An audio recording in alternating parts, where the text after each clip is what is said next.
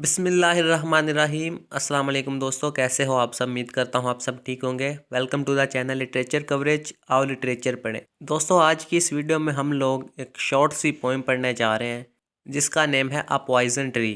दोस्तों इस पोएम को एक रोमांटिक पोइट विलियम ब्लेक ने लिखा था।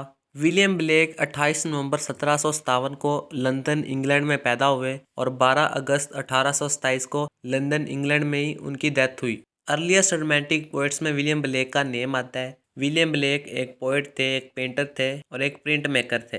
प्रिंट मेकर का मतलब समझते हो, जो डिज़ाइंस वगैरह बनाते हैं, पिक्चर्स वगैरह इस तरह की चीज़ें। William Blake literary movement romanticism का हिस्सा रहे और उन्होंने बहुत सारे वर्क्स लिखे, बहुत सारी पोएम्स लिखी, जैसे कि tiger, the sick rose, a poison tree. और इसके अलावा इनकी पोएम्स की दो कलेक्शंस बहुत मशहूर हैं जिनका नाम है सॉन्ग्स ऑफ इनोसेंस और दूसरी का नाम है सॉन्ग्स ऑफ एक्सपीरियंस। दोस्तों आज हम लोग विलियम ब्लेक की पोएम अ पॉइजन ट्री पढ़ेंगे। लाइन बाय लाइन इसकी समरी देखेंगे, इसके वर्ड्स को समझने की कोशिश करेंगे और इसका क्या मतलब बनता है वो भी देखेंगे। दोस्तों a poison tree poem William Blake के कलेक्शन सॉन्ग्स ऑफ एक्सपीरियंस में 1794 को पब्लिश हुई थी। दोस्तों इस पोएम की 16 लाइन्स हैं और टोटल 4 स्टैंजाज हैं इस पोएम के, यानी कि हर स्टैंजा में 4-4 लाइनें मौजूद हैं। फर्स्ट पर्सन नरेशन का यूज किया गया है इस पोएम में और इस पोएम की राइमिंग स्कीम है ए ए बी बी। तो चलिए दोस्तों शुरू करते हैं line by line a poison tree poem की समरी। पहला स्टैंजा हम लोग पढ़ने लगे हैं। दोस्तों अ पॉइजन ट्री का मतलब होता है कोई जहरीला दरख्त। अब दरख्त जहरीला है तो उसके ऊपर जो फल लगेगा वो भी जहरीला ही होगा, तो इसीलिए सावधान रहें, सतर्क रहें। हिंदी में बोलते हैं ना, यानी होशियार रहें और थोड़ा सा एहतियात के साथ रहें। पोएट कहता है I was angry with my friend. Simple सी बात है, मैं अपने दोस्त के साथ नाराज था, गुस्सा था, कोई बात हो गई होगी। आई टोल्ड माई रैथ, मैंने उसको अपने गुस्से के बारे में बता दिया। रैथ का मतलब होता है गुस्सा। माई रैथ डिड एंड, जैसे ही मैंने अपने दोस्त को बताया कि मुझे तुम पर गुस्सा है, मैंने ये बात शेयर कर ली अपने दोस्त से, तो मेरा गुस्सा, मेरा रैथ खत्म हो गया। यानी पोएट ने अपना गुस्सा अपने दोस्त पर निकाल दिया, उसको बता दिया। फिर तीसरी लाइन में पोएट कहता है I was angry with my foe. Foe का मतलब है दुश्मन। पोएट कहता है मैं अपने दुश्मन के साथ नाराज था। आई टोल्ड इट नॉट, लेकिन मैंने उसको अपनी नाराजगी के बारे में, अपने गुस्से के बारे में नहीं बताया। माई रैथ डिड ग्रो, तो मेरा गुस्सा बढ़ता गया, बढ़ता गया, बढ़ता गया, परवान चढ़ता गया। दो ही बातें हैं दोस्तों सिंपल सी, कि दोस्त पर गुस्सा था पोएट तो उसने अपने दोस्त को बता दिया, और दुश्मन के साथ गुस्सा था लेकिन उसने दुश्मन को नहीं बताया। दोस्त को बताने की वजह से, गुस्से के बारे में बताने की वजह से गुस्सा खत्म हो गया, लेकिन दुश्मन को गुस्सा नहीं बताया अपना, तो वो गुस्सा अंदर ही अंदर बढ़ता जा रहा है। फिर आगे क्या हुआ दूसरे स्टैंजा में देखते हैं। अब दूसरा स्टैंजा शुरू हो गया दोस्तों।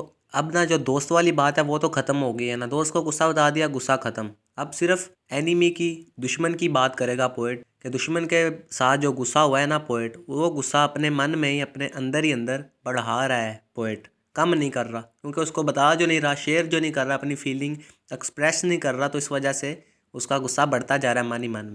पोएट कहता है and I watered it in fears, डर और खौफ में मैं इस गुस्से को बढ़ाता रहा।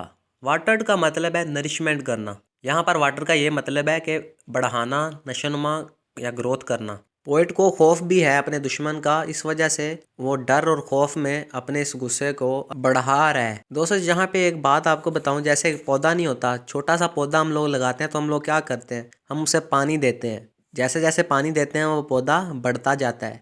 तो पोएट के अंदर भी एक गुस्से वाला प्लांट लग चुका है और पोएट उस प्लांट को बढ़ा रहा है, ऐसे समझ लें। Night and morning with my tears, अपने आंसुओं के साथ सुबह शाम मैं इसको बढ़ाता रहा, अपने गुस्से को। टीयर्स का क्या मतलब हुआ दोस्तों? टीयर्स जो आंसू होते हैं वो भी एक तरह का पानी ही होता है ना। तो दोस्तों तकलीफ हो रही होगी ना पोएट को अपने दुश्मन के बिहेवियर की वजह से, दुश्मन अच्छा नहीं लगता होगा, मन ही मन में गुस्सा करके पोएट साइड पे जाके रो लेता होगा गुस्से में, तकलीफ में। इसी वजह से डर और आंसुओं में उसने इस पौधे को अपने अंदर ही सुबह शाम नरिशमेंट करके बढ़ाना शुरू कर दिया है। And I sunned it with smiles and with soft deceitful wiles. दोस्तों and I sunned it with smiles का मतलब है कि पोएट या स्पीकर इस पोएम का जब भी अपने उस दुश्मन से मिलता था ना, जिसके लिए बहुत गुस्सा है पोएट, तो जब भी मुलाकात होती थी दुश्मन की और पोएट की, तो ये पोएट जो है ना मुस्कुरा के अपने गुस्से को अपने ही अंदर दबा लेता था, उसको शो नहीं होने देता था। पोएट बोलता है कि मैं उससे बहुत ही ब्राइट स्माइल के साथ मिलता था, बड़ी मुस्कुराहट के साथ मिलता था, जैसे कि मुझे उससे कोई परेशानी नहीं, कोई मसला ही नहीं है। लेकिन अंदर ही अंदर पोएट के मन में बहुत ज़्यादा गुस्सा था उसके लिए। And with soft deceitful wiles, deceitful का मतलब है धोखा देना और वाइल्स का मतलब है कोई चालें वगैरह, यानी कि सामने वाले बंदे को धोखा दे के उसके साथ चालें चल के चालाकी के साथ पोएट जो है अपना गुस्सा अपने ही अंदर छुपा लेता है और उसको ज़ाहिर नहीं करवाता। ऐसे ही लगता है जैसे पोएट उसके साथ बहुत अच्छे से बिहेव कर रहा है और उसका दोस्त है, लेकिन अंदर ही अंदर बहुत गुस्सा है पोएट उसके लिए, यानी अंदर जहर भरा हुआ है और बाहर बंदा स्माइल करके मिले। दोगलापन हो गया ना ये तो। फिर 2 लाइनों में यही मतलब बनता है। पोएट कहता है मैंने स्माइल के साथ और धोखाधड़ी के साथ, नरमी के साथ, अपने लहजे में नरमी अख्तियार करके, अपने दुश्मन के साथ अच्छे से बिहेव करके, उसको स्माइल्स दे के और चालाकी से उसको बिना ज़ाहिर करवाए जो गुस्सा था उसके लिए, दुश्मन के लिए, वो अपने अंदर ही छुपा लिया। अब चलते हैं तीसरे स्टैंजा की तरफ। And it grew both day and night, और दिन और रात ये पॉइजन ट्री पोएट के अंदर बढ़ता गया। Till it bore an apple bright, यहाँ तक कि इस पॉइजन ट्री पे एक चमकदार सेब लग गया। जैसे एक पौधा लगाएं, उसको पानी देते रहें, उसको सूरज की रोशनी मिलती रहे, तो आखिरकार वो पौधा बड़ा हो जाता है, एक दरख्त बन जाता है और उस पर फल लगना शुरू हो जाता है। तो इसी तरह से पोएट के अंदर एक पॉइजन ट्री उग गया। पोएट के अंदर अपने एक दुश्मन के लिए बहुत ज़्यादा गुस्सा था, उसने उस गुस्से को परवान चढ़ाया और एक ट्री उग गया उसके अंदर, और अब उस ट्री पे एक फल लग गया है, एक एप्पल लग गया है। फिर पोएट कहता है and my foe beheld it shine, जो पोएट का दुश्मन है उसने आके देखा इस एप्पल को। बिहेल्ड का मतलब है ऑब्जर्व करना, उसने इस सेब को ऑब्जर्व किया और उसको यह सेब बड़ा चमकदार दिखाई दिया। And he new that it was mine, और पोएट का दुश्मन ये जानता था कि ये जो एप्पल है ये पोएट का है। यहाँ पे थर्ड पर्सन नरेशन का यूज़ किया गया है, यानी ही आ गया यहाँ पे, एंड ही। दोस्तों एप्पल ब्राइट का मतलब है कि पोएट के अंदर बहुत ज़्यादा गुस्सा है, उसके अंदर एक बुराई जन्म ले चुकी है। अब पोएट के दुश्मन को ये पता है कि ये जो एप्पल है ना, ये ब्राइट एप्पल, ये पोएट का है, लेकिन उसको ये नहीं पता ये जहरीला है।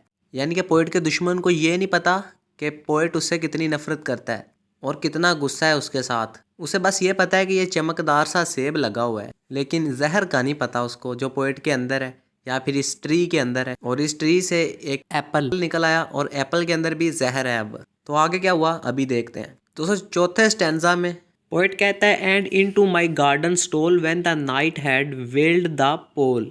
स्टोल का मतलब है चुराना या चोरी करना, और वेल्ड का मतलब है कवर करना किसी चीज़ को, और पोल कहते हैं अर्थ की ऊपर वाली जो सरफेस है ना, ऊपर वाली लेयर है उसको। और पोल एक किस्म का स्टार भी होता है। पोएट बोलता है जब रात हो गई, जब रात ने ज़मीन की सरफेस को कवर कर लिया, हर तरफ अंधेरा छा गया, तो उसका दुश्मन जो है उसके गार्डन में आ गया जहाँ पे वो एप्पल लगा हुआ था पॉइजनस ट्री पे या पॉइजन ट्री पे।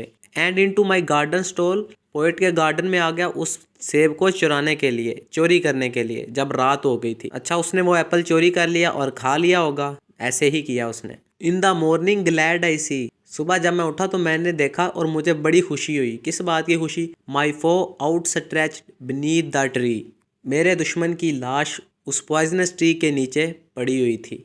यानी कि असल में दुश्मनी तो पोएट की थी ना उसके साथ। पोएट नाराज़ था, पोएट के अंदर बड़ा गुस्सा था, तो वो गुस्सा एक फल में बदल गया, एक पॉइजन ट्री बन गया और उस ट्री पे एक फल लग गया, एक एप्पल लग गया जो कि पॉइजनस था।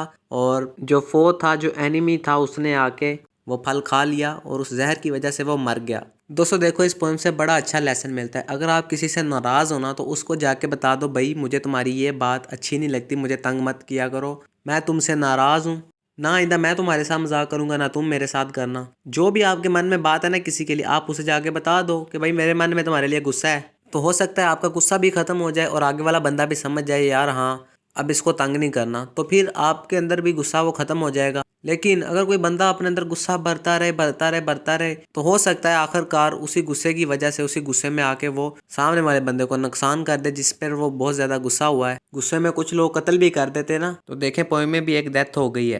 पोएट के मन में जहर था, गुस्सा था, और उसका दुश्मन, पोएट का दुश्मन, उसी गुस्से की वजह से, उसी पॉइजनस ट्री की वजह से, उसी जहर की वजह से मर गया। दोस्तों इस पोएम में कुछ फिगर्स ऑफ स्पीच यूज़ किए गए हैं जिनमें है इमेजरी और मेटाफर। इमेजरी यूज़ की गई है जब एप्पल का जिक्र किया गया ना, शाइन और ब्राइट, तो हम पढ़ते हैं जब ये लाइन शाइन और ब्राइट एप्पल, तो हमारे माइंड में ख्याल आता है हाँ एक चमकदार सा सेब, तो एक इमेज बन जाती है माइंड में, तो ये इमेजरी होगी। और मेटाफर जो है इस पोएम में, वो ये पोएम का टाइटल ही मेटाफर है। आ पॉइजन ट्री, एक पॉइजन ट्री, इसको पोइट ने अपने गुस्से के साथ, अपने एंगर के साथ कंपेयर किया है। तो जहाँ जहाँ ट्री का जिक्र है वहाँ मतलब ये है कि पोइट के अंदर गुस्सा बढ़ता जा रहा है अपने दुश्मन के लिए। दोस्तों उम्मीद करता हूँ आप लोगों को समझ आई होगी। आज की वीडियो में बस इतना ही।